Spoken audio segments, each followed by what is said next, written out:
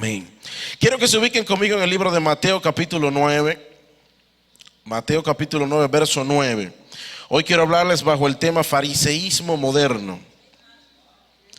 Mateo capítulo 9, verso 9. Dice la palabra del Señor. Los que no tienen Biblia pueden ver en los laterales o se acercan a un hermano que tenga o encienda su Biblia, ¿verdad? Porque ya estamos en tiempos modernos. Dice la palabra: pasando Jesús de allí, vio a un hombre llamado Mateo, que estaba sentado al banco de los tributos públicos, y le dijo: sígueme. Y se levantó y le siguió. Y aconteció que estando él sentado a la mesa en la casa, he aquí que muchos publicanos y pecadores que habían venido se sentaron juntamente a la mesa con Jesús y sus discípulos. Cuando vieron esto, los fariseos dijeron a los discípulos: ¿por qué come vuestro maestro con los publicanos y pecadores? Al oír esto, Jesús les dijo: los sanos no tienen necesidad de médico, sino los enfermos. Te agradecemos, Padre, por tu palabra, por cada uno de tus hijos que están aquí en esta noche, mi Dios. Seamos todos nosotros ministrados por el Espíritu Santo. Pon en mi boca, Señor, las palabras que tú deseas hablar, mi Dios, en el nombre de Jesús. Amén. Amén. Dice un pastor que también tiene como hobby ser comediante. Él se llama José Ordóñez, es mexicano. Él definió hace unos días que un banco es una institución financiera que se encarga de prestarle dinero a todas aquellas personas que pueden demostrar que no lo necesitan. Y me pareció gracioso la descripción, ¿verdad? Porque lo que él quiere decir es, bueno, el banco le presta dinero normalmente a quien entiende que puede pagar de nuevo atrás. Y no estoy criticando a los bancos, yo haría lo mismo y usted también. Usted no va a botar su dinero, pero es el sentido cómico de lo que quiere esto decir. Esa misma línea de pensamiento, algo por el estilo, era lo que pasaba con los fariseos. Los fariseos entendían que Dios solamente estaba con las personas puras, con las personas sanas, que Jesús había venido, si realmente Él era el Mesías, Él había venido específicamente a estar con los limpios, con los puros, con los que estaban nítidos, con los que no tenían una tacha, con la crema innata de la sociedad y de los religiosos de aquel entonces. Por eso cuando Jesús hacía cosas como esta, se sentaba. Imagínense usted, si usted hubiera sido el maestro, si usted hubiera sido Jesús, ¿a quién usted elige para que fueran sus acompañantes de ministerio, sus discípulos? Quizá usted va a la sinagoga y escoge a las personas de mejor testimonio, a las personas más doctas, más preparadas. No, Jesús va y se le sienta al lado a un tal Mateo, que era un publicano, una persona odiada en medio del pueblo porque era recaudador de impuestos y un apoyador del imperio romano. Es decir, era de su propio pueblo, pero recaudaba impuestos para el César, cosa que era odiada, cosa que era menospreciada por los demás. Así que era considerado quizás como un traidor. Aquí empieza Jesús a romper esquemas, a romper paradigmas, y empieza a molestar a muchas personas de la índole religiosa de aquel entonces. Por eso cuando Jesús se sentaba y con pecadores, con personas que no estaban bien delante de Dios, a los fariseos les molestaba, les irritaba. Y no, los fariseos tenían algo. Los fariseos no se quedaban con las cosas calladas. Ellos protestaban. Inmediatamente dice la Biblia aquí: ¿por qué come tu maestro con los pecadores? Porque algo maravilloso empezó a acontecer. Cuando los demás pecadores vieron que Jesús invitó a Mateo, entonces los otros dijeron: bueno, pues nosotros podemos ir también. Y ahí se hizo como un pequeño meeting de publicanos y pecadores, donde Jesús estaba compartiendo con ellos. Y esto obviamente le molestaba mucho a los fariseos. ¿Qué es esto? Esto no es lo que nosotros estamos acostumbrados quizás a ver. De los fariseos hemos escuchado muchos textos bíblicos, hemos escuchado muchos pasajes, y normalmente cada vez que usted escucha la palabra fariseo, le viene a la mente algo negativo, ¿sí o no? Este es uno que le llevaba la contraria al Señor. Este es uno que siempre estaba, como decimos aquí en el Cibao, que siempre trataba de ponerle un gancho al Señor. Siempre le venían con preguntas un poquito extrañas, siempre con el objetivo de hacerle caer.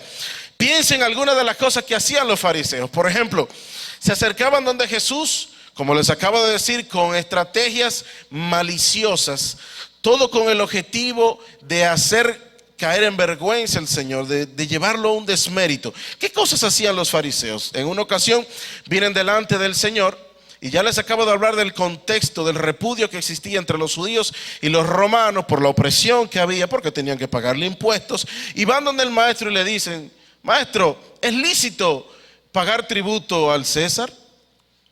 ¿Para qué le hacen este tipo de preguntas? Bueno, muy sencillo. Si Jesús hubiera dicho: sí, hay que pagarle tributos al César, entonces se tira a todos los judíos en contra. Si hubiera dicho: no, no se le puede pagar tributo al César, entonces vienen los romanos y lo toman preso porque está hablando en contra del imperio. Entonces, ¿qué hace Jesús? Porque a Dios, cuando saben que a Dios no le podemos tender una trampa. La respuesta mágica: enséñame una moneda.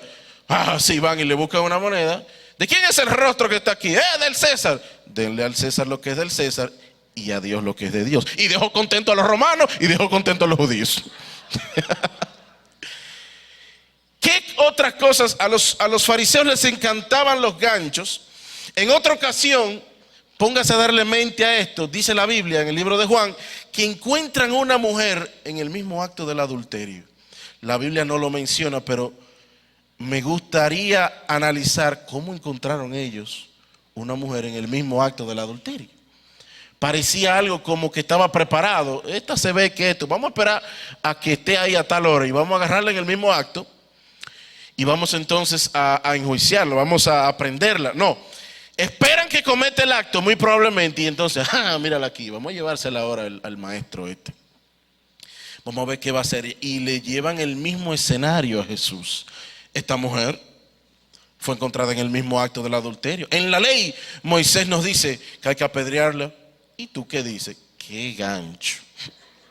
Que el mismo dilema, etcétera, hubiera sido yo. Y le digo: bueno, mija, hay que apedrearte.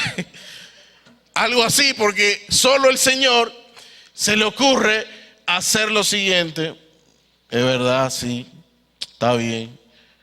El que esté libre de pecado empieza a tirar piedra. Nos vemos. Inmediatamente entonces todo el mundo se queda. Hay algunos teólogos que dicen en ese pasaje, cuando ellos llegaron donde el maestro, Jesús estaba, dice la Biblia, escribiendo en la tierra. La Biblia no lo menciona, pero algunos teólogos y comentaristas dicen que lo que él estaba escribiendo en la tierra eran los pecados de todo lo que estaban acusando a la mujer. Uno por uno escribiendo: ustedes vienen a acusarle y yo me sé todos los pecados de ustedes, porque a Dios no lo podemos engañar bajo ninguna circunstancia. Entonces, es lícito darle tributo al César. Una de las cosas que más me llamaba la atención de los fariseos, tenían agallas. Eran fuertes, eran duros, eran obstinados, eran personas que habían perdido por completo la perspectiva. Y les voy a hablar un poquito acerca de eso, no voy a tardar mucho, pero piensen lo siguiente: en un día de reposo, ellos veneraban tanto la ley, veneraban tanto sus tradiciones y los mandamientos, que pasaban por alto inclusive los milagros. ¿Qué les llama a usted más la atención? ¿Que se respete una ley del Señor o que delante de tus ojos se haga un milagro? Jesús hacía milagros, y yo estoy seguro que quizás lo hacía en días de reposo a veces para llamar la atención de los ciegos que ellos estaban. Lo hacía en días de reposo, y en vez de ellos decir: wow, gloria a Dios, un milagro enfrente de nuestros ojos, le decían: lo hiciste en día de reposo, no te es lícito sanar. Si yo hubiera estado ahí, yo digo: pero tú no viste que el tipo era ciego y ahora ve. No, fue en día de reposo. Estaban completamente ciegos porque a ellos solo le importaba la ley. Ahora bien, un poquito del origen. Los famosos fariseos. ¿Quiénes eran los fariseos? ¿De dónde salieron estas personas? Los que tienen donde anotar pueden anotarlo. Los fariseos son las fraternidades piadosas, escucha esto, de separados. Se llamaban fraternidad de piadosos separados. Note lo siguiente, sin que me malinterprete, voy a hablar bien ahora de los fariseos. El origen de los fariseos fue muy bueno, porque lo que los fariseos pretendían en su origen era, nótese que su nombre tiene que ver con estar separados. ¿A qué le acuerda usted esto de estar separados? Esto de estar apartados, esto de no comportarse igual que los demás, es el mismo concepto de la santidad. Es el mismo, el concepto de ellos era vivir de una manera piadosa delante del Señor, vivir de una manera santa, vivir de una manera correcta, apartado de todo mal común. Sus objetivos principales eran guardar la religión judía de toda influencia helenista. En ese entonces, en aquellos tiempos, había una alta influencia pecaminosa, claro está, de la cultura griega. Los griegos pedían vivir de una manera, su lenguaje estaba ampliamente popularizado, por supuesto, y querían influenciar a todas las culturas donde ellos estaban. Los fariseos se levantan a defender su cultura judía y todas las tradiciones y los mandamientos ya establecidos de parte de Dios. Es decir, los fariseos comenzaron, repita conmigo, muy bien. Comenzaron muy bien, su objetivo era bueno, era noble. Era algo digno de llamar la atención, era algo que quizás a muchas personas en su principio le inspiraba. Entonces, ¿qué pasó? Que en su celo por guardar la ley, es decir, ellos decían amar a Dios, es decir, te amamos Padre, te amamos Padre. Ay, gracias Señor por amarnos. Ahora Dios nos da su palabra. Entonces ahora amo la palabra de Dios. ¿Cuántos de ustedes aman la palabra de Dios? Yo amo la palabra de Dios, pero tú no puedes amar más la palabra de Dios que al mismo Dios. Porque en su celo por guardar la palabra, lo escrito, en su celo por guardar y llamaban la ley y celaban la ley y todo era la ley, se olvidaron del que escribió la ley.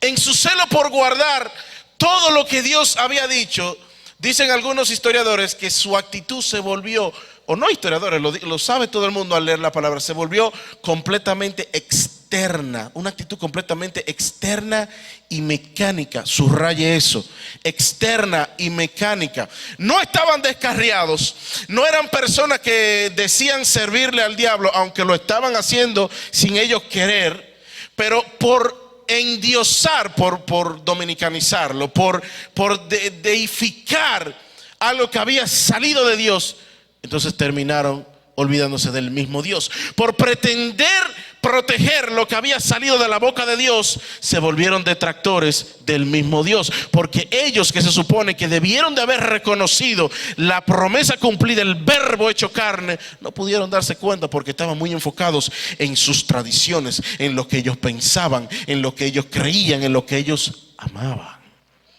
Por eso no se trata de que nosotros digamos yo soy cristiano evangélico, aleluya. Lo que se trata es de que tú vivas y ames al dueño de los cristianos evangélicos. Lo que se trata es que tu vida sea un testimonio del Rey de Reyes y del Señor de Señores.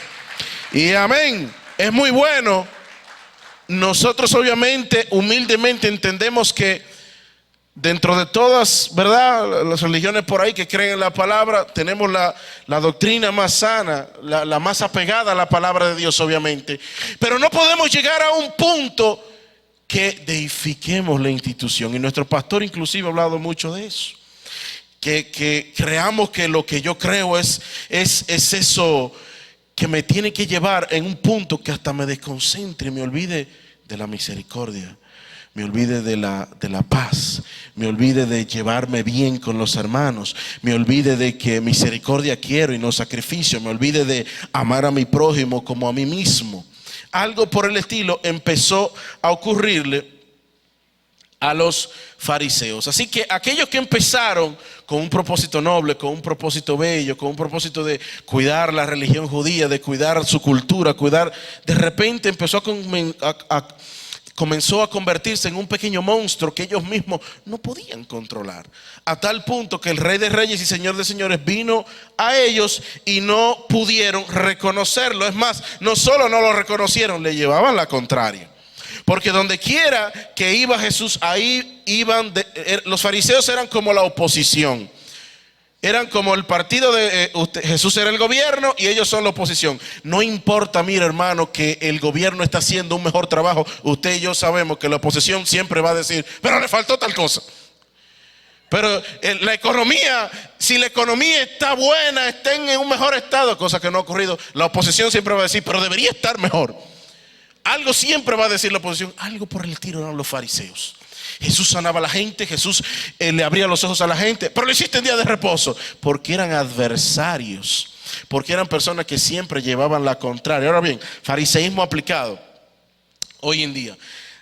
¿Qué nos pasa entonces a nosotros? Qué fácil es de repente a veces ir perdiendo las motivaciones iniciales, los objetivos por los cuales nosotros siempre comenzamos a hacer las cosas. Porque les he hablado, para ser justos, les he dicho, los fariseos comenzaron bien, comenzaron con un origen noble, comenzaron con un origen bueno, con algo que probablemente inclusive agradaba a Dios. ¿Qué pasó entonces en el camino? ¿Qué pasó luego? Qué fácil es que a veces nosotros perdamos los objetivos, perdamos nuestro norte cuando no permanecemos enfocados. Porque al principio muchas veces nuestro deseo, venimos a los pies del Señor y nuestro deseo es, wow, bueno, yo canto bien, me encantaría venir y estar aquí en el ministerio de adoración y cantar con mi hermano Héctor y con Peck y con los demás. Y al principio esa es la única motivación que nosotros tenemos. Va pasando un poco el tiempo y ya no nos va importando mucho solamente estar ahí y estarle sirviendo a Dios. Ahora me importa que me pongan muchas veces.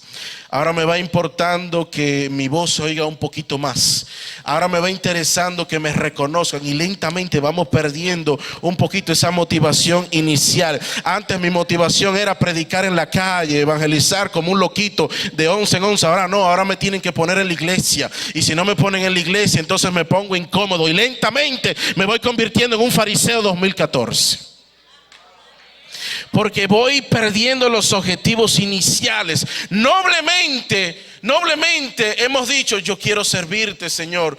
Luego entonces me empiezan a preocupar otro tipo de cosas. A veces pregunto, a veces veo, con simplemente ver la actitud en que algunas personas defienden la razón, yo me doy cuenta a veces cuál es la verdadera intención del corazón.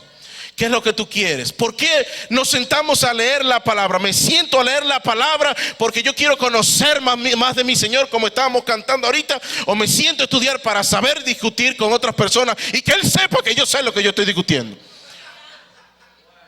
¿Por qué? Porque el fariseo no busca el rostro de Dios, el fariseo busca la letra para que se sepa que Él sabe.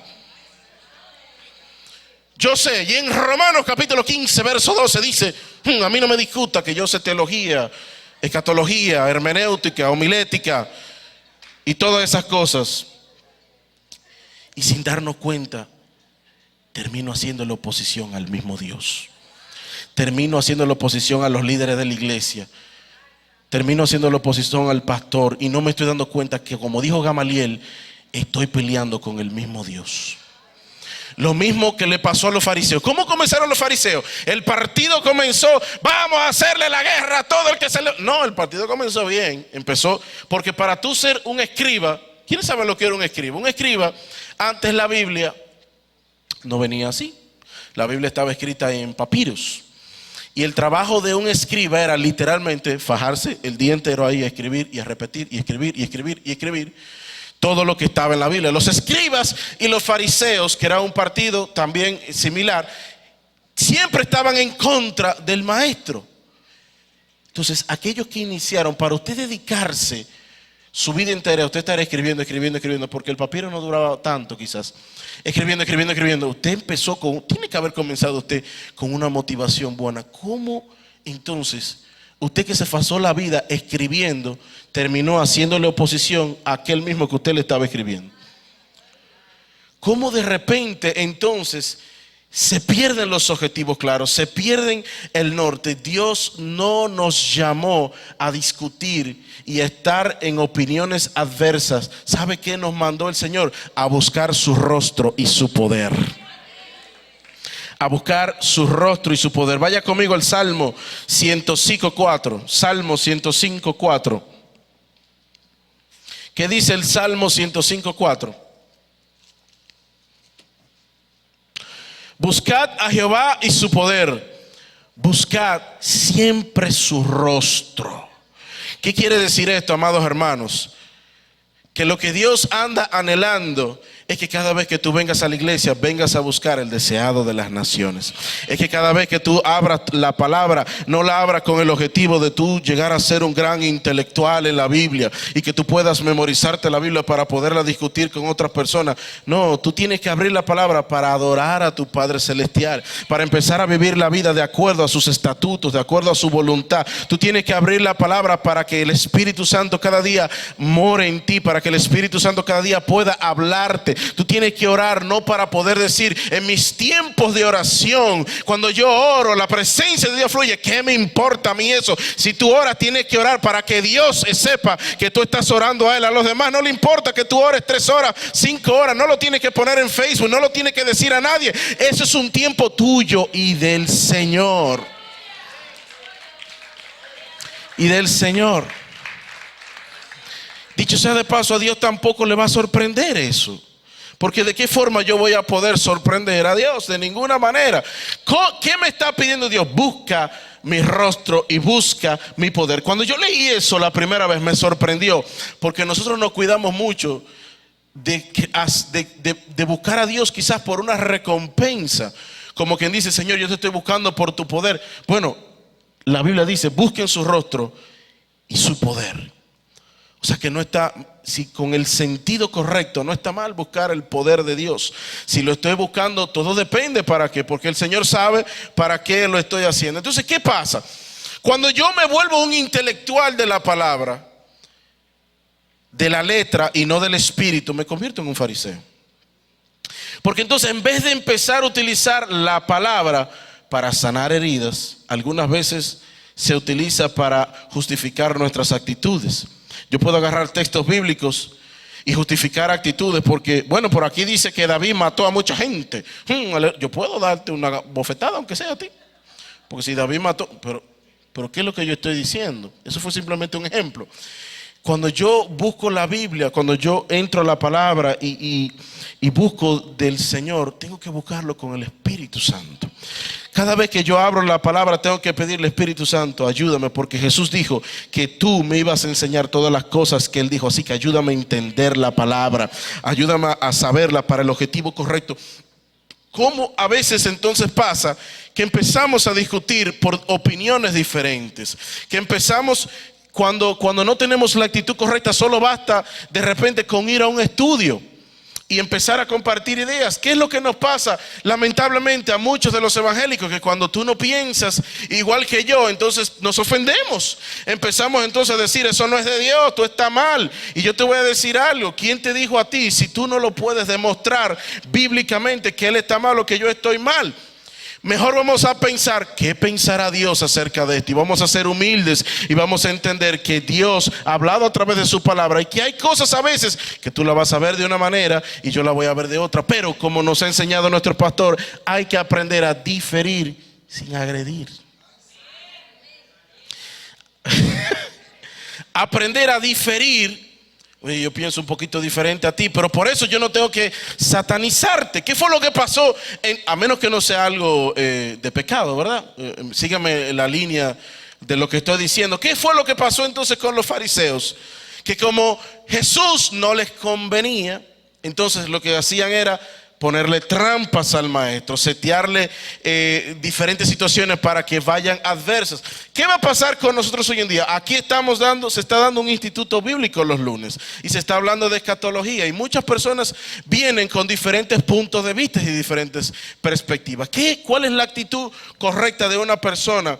Bueno, quizás si el hermano que está ahí que se puso en esa situación, quizás él dijo algo que yo no pienso exactamente de esa misma manera, pero si de algo se ha hablado aquí es que hay que ser suficientemente humilde. Y eso les va a pasar a muchos. Quizás tú tengas amigos, quizás tú tengas personas que de repente no piensen igual que tú. Pero porque no piensen igual que tú, no lo crucifiques.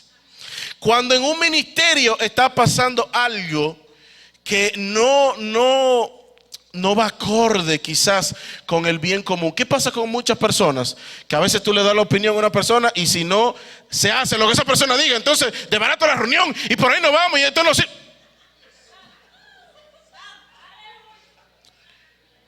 Entonces, tenemos que ser, repita conmigo, pacientes los unos con los otros. Pablo dijo, el amor sea sin fingimiento. Ese verso me taladró fuertemente. Porque cuando dice sin fingimiento, hermano, es que a veces fingimos el amor. Entonces, un fariseo no puede fingir. El fariseo es bueno en ese sentido, no es hipócrita. Pero yo no puedo pretender hacer la cosa. Yo tengo que tratar de hacerlo de corazón. Si yo te hago un favor, lo hago porque lo hago de amor por mi Señor Jesucristo. Si yo te perdono una ofensa, lo hago porque yo mismo también he sido perdonado en el nombre del Señor. Si tenemos alguna diferencia, no nos matemos con palabras que luego son difíciles recogerlas. Aunque yo te pida perdón, después es un poquito incómodo, señores, recoger alguna cosa. Entonces por eso hay que cuidar mucho las cosas que salen de nuestra boca en todo tiempo. ¿Qué hacían los fariseos? Tenían una especie de tigueraje en todo tiempo. Y ojo con esto. Porque hay personas que dicen, bueno, yo soy cristiano, pero no soy estúpido, vamos a decir. El fariseo le gusta el tigueraje.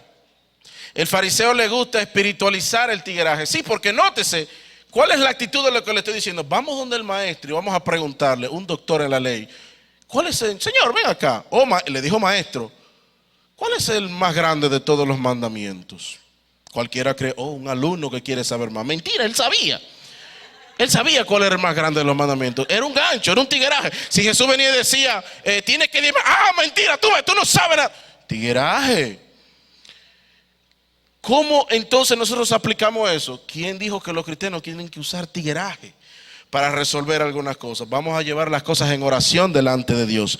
Y luego yo hago mi parte y Dios hace la de Él. Pero no vamos a querer traer los métodos del mundo a la iglesia. Porque lo del mundo no funciona en la iglesia. Lo de la iglesia sí funciona en el mundo. Lo de Cristo sí funciona en el mundo, pero lo del mundo no funciona en la iglesia. Inmediatamente Dios empieza a rechazar ese tipo de actitudes y ese tipo de cosas. Entonces, amado hermano, te has llenado de conocimiento. Es bueno conocer la palabra, es buenísimo. Te vas a hacer un doctor en la ley, te lo recomiendo. En la ley, en la gracia también, en la palabra de Dios. Es muy bueno llenarnos de conocimiento. Es muy bueno que sepamos muchas cosas. Pero en el momento que tú te llenes de conocimiento, no te olvides de llenarte del Espíritu Santo también. Porque el Espíritu Santo es el que te va a hacer el balance. Mucha letra sin el balance del Espíritu, ¿sabes lo que te convierte? En un juez que anda con el dedito ahí, mira el hermano, mira esa falda, la iglesia no se viene con eso, y mira la Biblia dice, y levanta el dedito así, la Biblia dice. Entonces, te llenas de conocimiento, pero llénate de la gracia y llevemos las cosas en orden. Me llama mucho la atención, con esto voy a terminar, el consejo de Gamaliel. Gamaliel era un celebrado y literalmente, como dice la Biblia, venerado entre los judíos, maestro y doctor en la ley. Gamaliel fue el instructor del apóstol Pablo. Eso es mucho decir. Porque el apóstol Pablo no fue simplemente una persona elegida al azar. Dios supo muy bien a quién escogió. Era una persona extremadamente preparada. Te he escogido para que seas luz y salvación a los gentiles y al fin de toda la tierra, le dijo el Señor. Y para que hables de mí delante de reyes.